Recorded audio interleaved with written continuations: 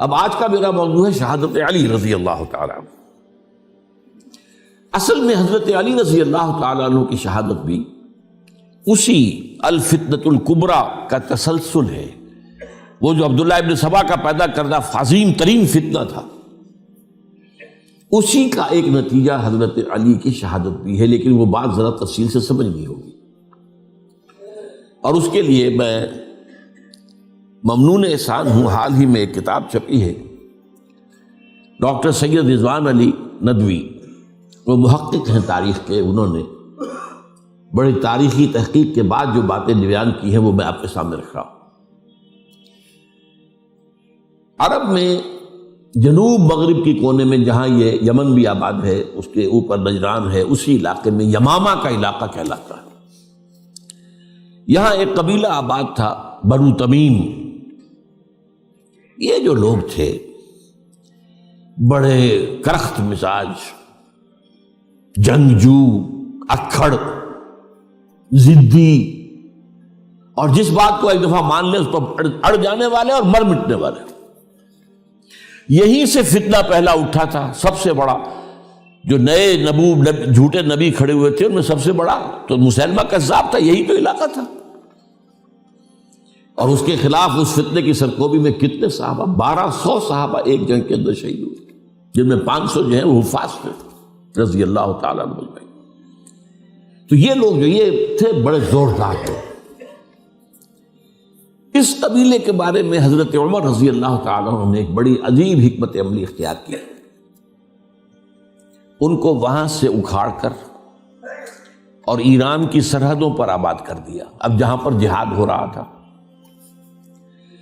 تاکہ ان کے اندر جو یہ جنگجوئی ہے یہ اب اس مقصد کے لیے استعمال ہو، اب وہ دارالاسلام کی توسیع کے مقصد کے لیے استعمال ہو، اور وہ ہوئی۔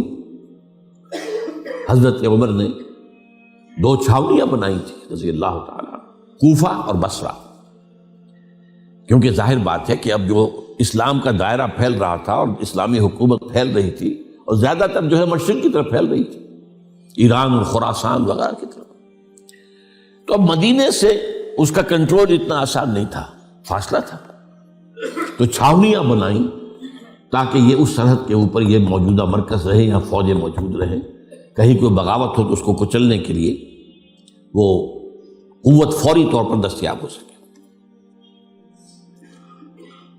یہ لوگ ہیں کہ جو عبداللہ ابن سبا کی فتنے سے سب سے زیادہ متاثر ہوئے۔ ان کی مزاج میں وہ کجی تو تھی نا۔ حضرت عمر بھی ان کا جو ایک مضبوط کنٹرول تھا انہیں دبائے رکھا ہے، اور ان کا رخ جو ہے ایک دوسری طرف موڑ کر اس سے اسلام کو فائدہ پہنچایا۔ لیکن اس کے بعد جب فتنہ جو آیا یہ عبداللہ ابن سبا، تو سب سے بڑھ کر یہی لوگ اس کے ماننے والے، اور انہی میں سے وہ لوگ تھے جنہوں نے جانیں بھی دے دی ہیں، جنہیں حضرت علی نے زندہ جلایا ہے، اس لیے کہ وہ کہتے تھے کہ علی خدا ہے۔ اے علی تم خدا ہو، تم ہمیں آگ میں جلا رہے ہو، یہ تو تم ہمارا امتحان لے رہے ہو۔ وَلَنَبْلُوَنَّكُمْ بِشَيْءٍ مِّنَ الْخَوْفِ وَالْجُوعِ وَنَقْصٍ مِّنَ الْأَمْوَالِ وَالْأَنفُسِ وَالثَّمَرَاتِ۔ اب وہ اس آیت کو اپنے اوپر منطبق کر رہے ہیں۔ تو یہ جو کرخت لوگ تھے، انہوں نے در حقیقت جو ہے عبداللہ ابن سبا کے کردار میں سب سے بڑا رول پلے کیا، اور انہی کے ہاتھوں حضرت عثمان شہید ہوئے رضی اللہ تعالیٰ۔ اور اس کے بعد انہوں نے حضرت علی رضی اللہ تعالیٰ عنہ کو اپنے گھیرے میں لے لیا، کیونکہ انہی کی کثیر تعداد موجود تھی مدینے میں جب حضرت عثمان شہید ہوئے۔ اس کے بعد اب ظاہر بات ہے کہ کوئی نہ کوئی تو خلیفہ ہونا چاہیے تھا۔ حضرت طلحہ سے کہا گیا، انہوں نے معذرت کر لی، حضرت زبیر سے کہا گیا، انہوں نے معذرت کر لی۔ اب ظاہر بات ہے کہ حضرت علی آخر امت کو چھوڑا تو نہیں جا سکتا تھا بغیر امام کے، انہوں نے قبول کر لی، اگرچہ حضرت حسن روکتے رہے کہ ابا جان یہ ان لوگوں کی بیعت جو ہے آپ قبول نہ کیجیے۔ حضرت حسن تو ان میں سے ہیں جو حضرت عثمان کے دروازے پر کھڑے تھے پہرے دار کی حیثیت سے، حسن اور حسین رضی اللہ تعالیٰ عنہ، انہیں تو معلوم تھا فتنہ جو کون لوگ ہیں۔ اس کے بعد حضرت علی رضی اللہ تعالیٰ عنہ نے اسی حکمت سے، جس حکمت کے تحت حضرت عمر نے یہ چھاونیاں آباد کی تھیں، دارالخلافہ بھی مدینے سے کوفہ منتقل کر دیا، تاکہ پورے عالم اسلام کو کنٹرول کیا جا سکے اس مرکز کے ساتھ۔ اس کا نتیجہ یہ نکلا کہ اب گویا کہ حضرت علی کے گرد ان لوگوں کا گھیراؤ مکمل. کوفے میں یہی تو آباد تھے، کوفی یہی تو تھے. حضرت عمر نے انہیں لا کے یہاں آباد کیا تھا. جب حضرت علی نے کوفے کو اپنا دارالخلافہ قرار دیا تو گویا کہ ان کا پھر عمل دخل بہت بڑھ گیا. ایک طریقے سے یوں کہا جا سکتا ہے کہ انہوں نے اب حضرت علی رضی اللہ تعالیٰ عنہ کو اپنے محاصرے میں لیا. چنانچہ جنگ جمل کے موقع پر یہ ہوا ہے کہ صلح ہو گئی تھی. حضرت عائشہ رضی اللہ تعالیٰ عنہ کے جو نمائندے تھے اور ادھر سے حضرت علی، صلح ہو گئی تھی. طے ہو گیا تھا کہ ہاں قاتلین عثمان کو جو ہے اس کو سزا دی جائے گی، قصاص لیا جائے گا حضرت عثمان کی قتل کا. لیکن ان لوگوں نے 10,000 آدمی کھڑے ہو گئے کوفے کے اندر، ہم سب قاتل ہیں عثمان کے، لو قصاص ہم سے اگر لے سکتے ہو. اس کے نتیجے میں اور انہوں نے جنگ شروع کر دی. اور جب جنگ شروع ہو جائے تو پھر اس کے بعد تو کوئی نہیں دیکھ سکتا کیوں شروع ہوئی، کیسے شروع ہوئی، کس نے شروع کی. اب تو یا مارو یا مرو، دو ہی باتیں ہوتی. 10,000 مسلمان ایک رات میں شہید ہوئے جنگ جمل میں. اب اس کے بعد حضرت علی رضی اللہ تعالیٰ عنہ کی خلافت جو ہے حضرت امیر معاویہ نے ماننے سے انکار کر دیا. جب تک قاتلین عثمان کو سزا نہیں دیتے ہم بیعت نہیں کریں گے. یہ نہیں کہ دعویٰ کیا ہو کہ میں خلافت کا حقدار ہوں، یہ نہیں، لیکن یہ کہ آپ کو ان کو سزا دینی چاہیے. اب یہ تھا وہ مخبصہ جس میں حضرت علی رضی اللہ تعالیٰ عنہ وہ فرماتے تھے کہ میرا ساتھ دو تو میں ان قاتلین عثمان سے سزا جو ہے ان کو سزا دے سکتا. ادھر انہیں پتا تھا کہ میں سرنڈر کرتا ہوں تو مجھے علی تک تو پہنچنے کوئی نہیں دے گا، راستے میں ختم کر دیں گے رضی اللہ تعالیٰ عنہ. تو یہ پیچ تھا ایک جو ایسا پڑا ہے. اب اس میں جب حضرت معاویہ اور حضرت علی کے مابین فیصلہ کن جنگ ہوئی، جنگ صفین جسے کہتے ہیں، جس میں 70,000 مسلمان ایک دوسرے کی تلواروں، تیروں، نیزوں سے قتل ہوئے. اس موقع پر حضرت معاویہ کی طرف سے ایک آفر آئی. قرآن مجید کو نیزے پر اٹھا کر لوگوں نے کہا کہ یہ خونریزی بند کر دو، ہم قرآن کا فیصلہ ماننے کو تیار. حضرت علی دیکھ رہے تھے کہ یہ اصل میں میری فتح کو شکست سے بدلنے کا پروگرام ہے.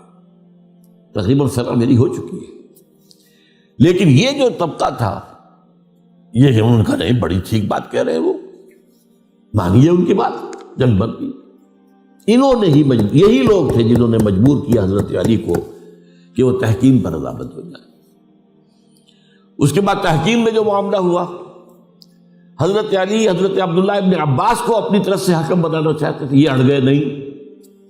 یہ اڑ جانے والے لوگ، اور یہی اصل قوت تھے، وہاں ساری طاقت تو ہی نہیں کی تھی. تو انہوں نے ابو موسیٰ اشعری کو اپنی طرف سے مقرر، وہ بہت نرم خو آدمی تھے، انہیں برابر. بہرحال جو بھی بات طے ہوئی، اب تاریخ کی روایتوں میں اختلاف ہو سکتا ہے. کہا یہ جاتا ہے کہ طے تو یہ ہوا تھا حکمین کے مابین، ادھر سے ابو موسیٰ اشعری، ادھر سے عمرو بن العاص رضی اللہ تعالی عنہما، کہ آپ اپنے جو کلائنٹ ہیں حضرت علی آپ انہیں معزول کر دیجئے، میں معاویہ کو معزول کر دیتا ہوں، پھر جو ہے مسلمان فیصلہ کر لیں کسی اور کی عبادت. انہوں نے کھڑے ہو کے کہہ دیا میں علی کو معزول کرتا ہوں، اور عمرو بن العاص نے کہا کہ میں معاویہ کو قائم کرتا ہوں. اب یہ ہے روایت، واللہ عالم اس میں کتنا سچ ہے کتنا جھوٹ ہے. میں کوئی مورخ نہیں ہوں، میں کوئی تاریخ کا محقق نہیں. اس کے بعد جو ہے اب یہ لوگ انہوں نے کہا کہ مانیے تحکیم کو،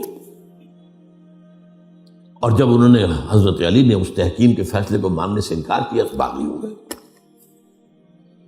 حضرت علی کو کافر قرار دیا، اور جا کر ایک جگہ پر حرورہ ایک جگہ تھی وہاں پر جا کے جمع ہو گئے، جتھا بندی کی، بہت بڑی طاقت پر وہاں کر. انہوں نے طے کیا کہ علی بھی کافر ہو گیا، معاویہ بھی کافر ہو گیا، عمرو بن العاص بھی کافر ہو گئے، سب کافر ہیں. حضرت علی کی طرف سے ایک گئے سفیر ان سے بات کرنے کے لیے، تو انہوں نے کہا تم ہی نے تو کہا تھا کہ تحکیم کو تسلیم کرو، کہ ہاں ہم نے گناہ کیا تھا، کفر کیا تھا، ہم توبہ کی ہم نے. اگر علی بھی مان لے کہ میں نے مان کر کفر کیا تھا اب میں توبہ کرتا ہوں تو ہم ان کی بات مان لیں گے. اب حضرت علی اس طرح کا جھوٹ کیسے بولتے؟ انہوں نے تو کوئی کفر نہیں کیا تھا. بہرحال انہوں نے پھر بھی نرمی برتی کہ دیکھو اگر تم کوئی خونریزی نہیں کرو گے، فساد نہیں مچاؤ گے تو میں تمہیں کچھ نہیں کہوں گا. لیکن وہ اپنی ان شرارتوں سے بعد نہیں آئے. تو پھر تیسری جو بڑی جنگ ہوئی ہے ان جنگوں میں، جنگ نہروان کہلاتی ہے، حضرت علی کی جنگ خوارج کے ساتھ، جس میں 4000 خارجی جو ہے وہ قتل ہوئے. اور یہ بات اب آپ نوٹ کر لیجئے کہ یہ لوگ جیسا کہ اکھڑ بھی تھے اور لیکن اپنی بات پر ڈٹ جانے والے تھے، لیکن ساتھ ہی دیندار بھی تھے، نمازی اور روزہ دار بھی تھے. یہ اس طرح کے لوگ نہیں تھے کہ جو فاسق اور فاجر ہو. بس یہ مزاج کا ایک ہے، جس بات دل میں بیٹھ گئی اڑ گئی.